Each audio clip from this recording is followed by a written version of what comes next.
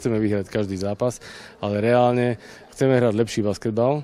Chceme byť konkurencieschopnejší voči nášmu superovi v Extralíge, a to Piešťanom, s ktorým sme prehrali v lani každý zápas, a túto bilanciu chceme zmeniť. Takže určite chceme s nimi vyhrať a koľkokrát sa nám to podarí, to sa uvidí, ale najlepšie bolo, keby sme vyhrali viac zápasov ako oni. Už na konci sezóny sa ukázalo, že atraktívny basketbal, ktorý sme hrali, prilákal fanúšikov a verím, že v tomto trende budeme v Banskej Bystrici pokračovať.